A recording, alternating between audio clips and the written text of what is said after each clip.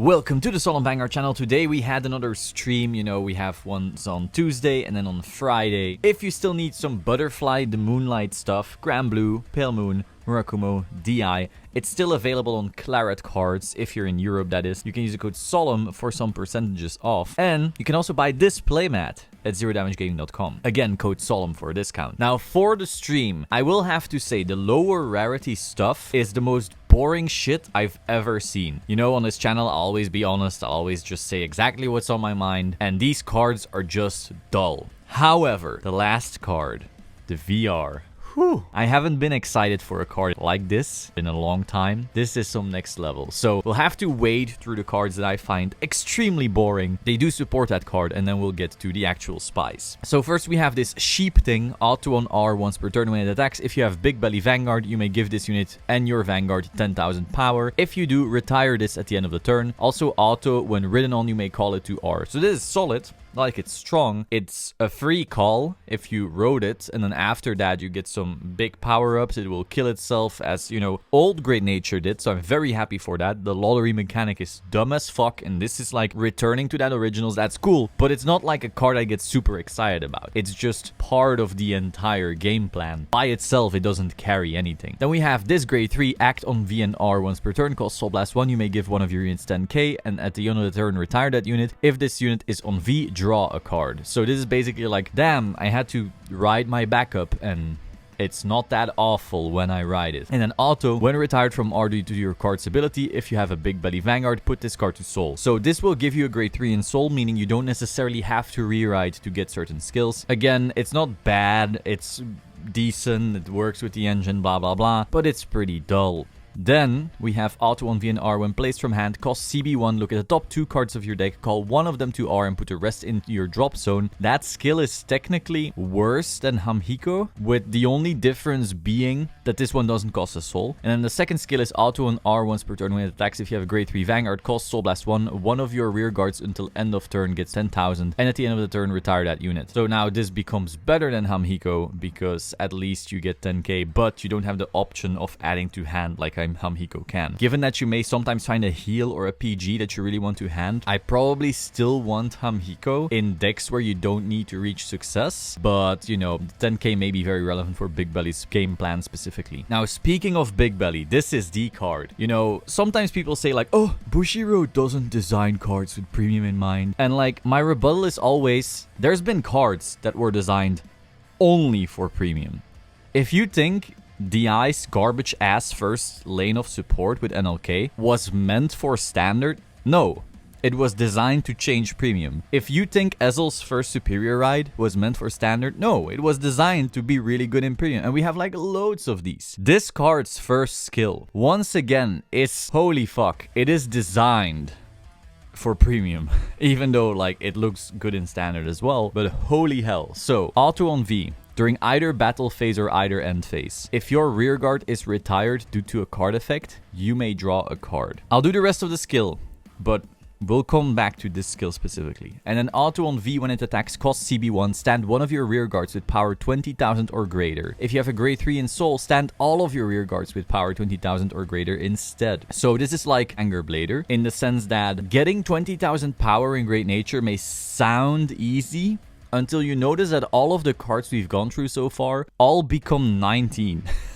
by themselves. And sure, like when you start adding them on top of each other, yeah, you're gonna get like big units, but nothing is like, I place it and this thing is gonna be 20. Apart from Geograph Giant or one of these units on Excel Circle. But if you want these cards to like matter, you want that reliable 20k. And again, you need a grade 3 in Soul to actually stand all of them. So Bigbelly on turn 3 will probably be scary, but I don't get these Anger Blader flashbacks yet, where you simply destroy people that are on 2 just like that. Maybe that's the case, you know, we haven't seen all the support, we haven't seen testing and so forth, but so far, this feels like a slower, less lethal Anger Blader. But of course, with the difference being that you do get your cards refunded, which Anger Blader didn't. So it is slower, but it's also better in other aspects, the drawing being a very huge one. Now that we have that out of the way, I really want to talk about that first skill. So I'll read it again. Auto on V during either battle phase or either end phase. If your rearguard is retired due to a card effect, you may draw a card. Now, why does it say either? We haven't really seen anything that would imply either. Well, we did. We have G-Guardians. Ardillo lets you retire stuff in your opponent's turn to reach his power. So you can literally, if I'm reading this right, use the G-Guardian Ardillo to start drawing cards of G-Guarding in your opponent's turn. Now, that is not the main reason why I'm excited. I just want to throw this out there. The main reason is because during the end phase, your stride returns first. That means your stride returns, now your Vanguard is discard again, and then all of your retire skills activate. So imagine this field.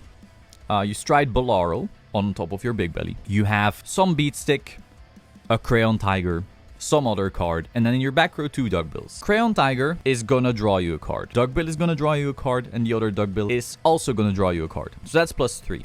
You know, Great Nature has always been a clan that draws a lot, but that's not where it ends now. Now, don't forget, Bolaro also has the on-hit skill. So all of your units suddenly have on-hits.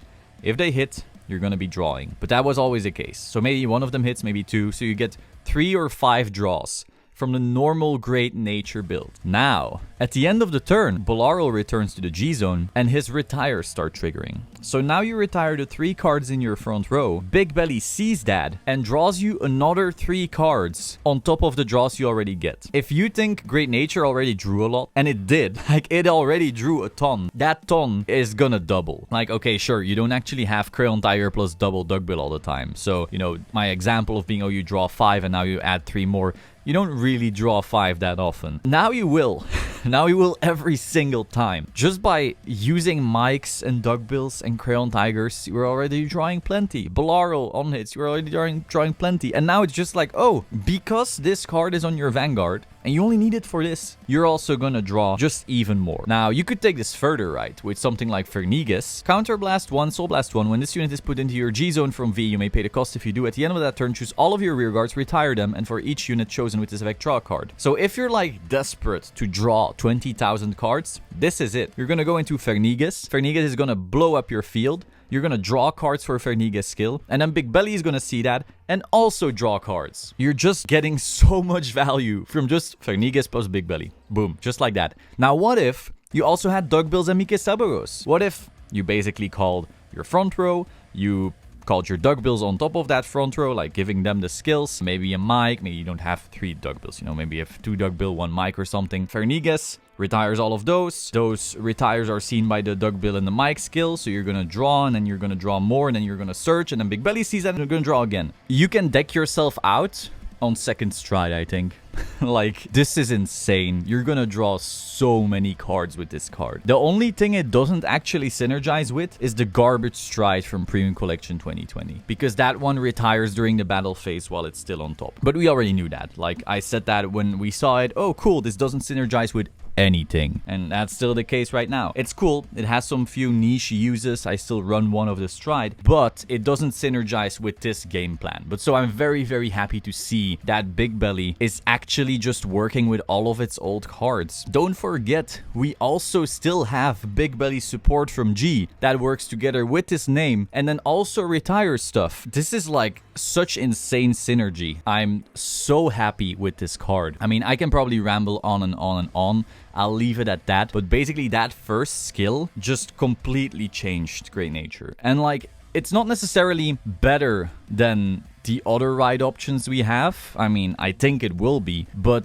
it's another niche, you know, like Isabel has her niche because you can blow up your opponent's stuff. So if you're ever afraid some type of loop is gonna fuck you, you can always go back to Isabel Mary Martin and start sniping stuff. If you ever want to be super aggro, you can play Leopold again. But if you want to draw 20,000 cards, you can now play Bigbelly. If you want to play your G cards, that all works so well with this, you can play Bigbelly. I am so hyped for this. This card is cool. That is all for today. Once again, do pick up your Butterfly the Moonlight cards from Claret Cards. Use the code Solemn. Pick up beautiful playmats from Zero Damage Gaming using the code Solemn. Like this video, subscribe, and I will see you soon. Ciao.